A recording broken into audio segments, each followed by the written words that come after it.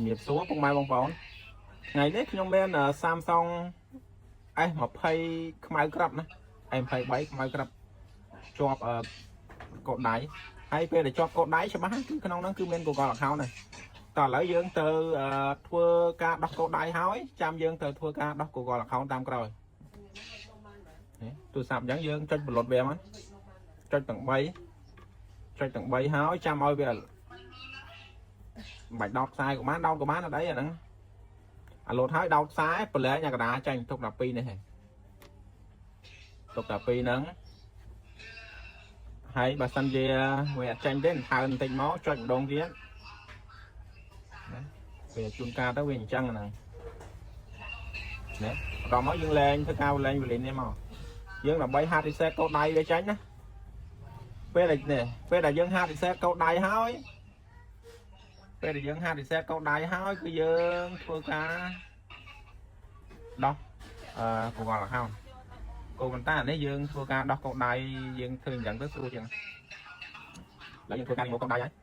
ហើយសម្រាប់ Google account យើងប្រើប្រាស់កម្មវិធីសម្រាប់ដោះគឺយើងប្រើកម្មវិធី Anotol ឬក៏ពុកម៉ែបងប្អូនមានកម្មវិធីអីផ្សេង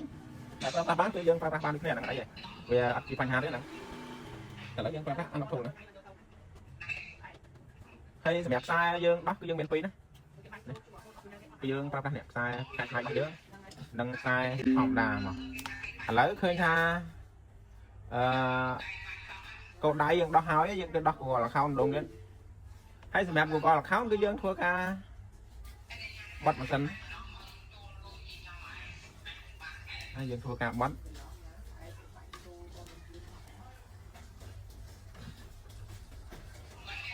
ហើយយើងចុចមានការចុចច្រើនបងប្អូនឥឡូវយើងយកកម្មវិធី Unlock Tool យើងនេះគឺយើងយ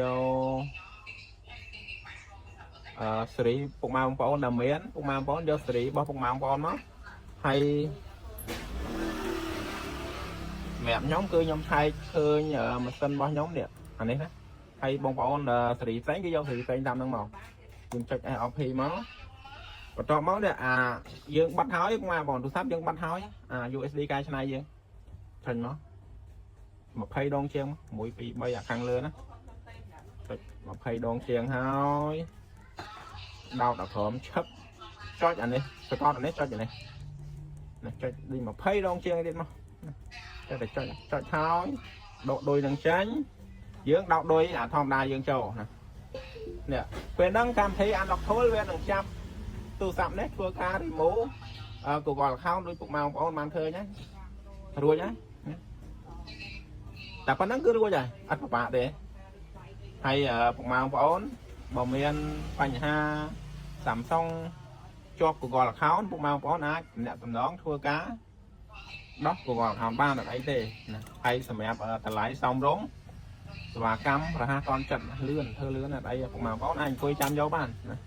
មកឥឡូវយើងទៅធ្វើការ activate វាយើងដកស៊ីមចេញទៅមកព្រោះពេលយើងដោះបានចេញវាត្រូវការប្រើ Wi-Fi ចេញយើងធ្វើយ៉ាងមកដើម្បីឲ្យការ activate របស់យើងធ្វើការ activate លឿនអ្នកស៊ីមណាយើង skip មក skip ចាំដោះស៊ីមចេញដូចនៅមានស្វាទេណា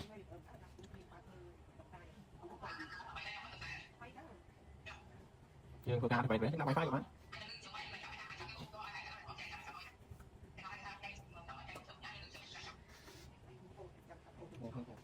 យើងធ្វើការអូនេះវាបាត់នៅជាប់ eSIM មកបងមាន eSIM នៅក្នុងហ្នឹងលើយើងគណិតវាតាមហ្នឹងហ្មងអត់អីមកយើងគណិតមកយើងskip មកនេះប៉ុណ្ណឹងពុកម៉ែបងនេះឃើញថាវាបាច់ Google account នេះវា skip អញ្ចឹងយើង skip បាននេះយើងអូខេក៏បានដល់ click បាច់យើងដល់ click ទៅយកចាំបាច់ install អីញ៉ៃនេះឡើយនេះយកហ្នឹងskip មកlàmបញ្ហាបងឡើយនេះបងអាចធ្វើខ្លួនឯងបានចាំមិនអីទៅមុខទៅក្រោយបើធ្វើមិនកាត់ចុចទៅមុខទៅក្រោយគុំទៅដល់ដូចគ្នាយ៉ាងណាទៅចូលវិញបានអី eSIM មែនបងប្អូនគេមាន eSIM មួយអញ្ចឹងយើងត្រូវប្រើ Wi-Fi នេះពុកម៉ែបងប្អូនឥឡូវការដោះ Google account Samsung S23 Ultra យើងដែលមាន version 14ណាគឺយើងធ្វើការដោះបានដោយជោគជ័យហើយអញ្ចឹងសម្រាប់វីដេអូនេះគឺមានតែប៉ុណ្្នឹងឯងចុងក្រោយកុំភ្លេចជួយចុច Subscribe Channel មួយផង follow page like share ដើម្បីជួបគ្នានៅវីដេអូក្រោយអរគុណជំរាបលា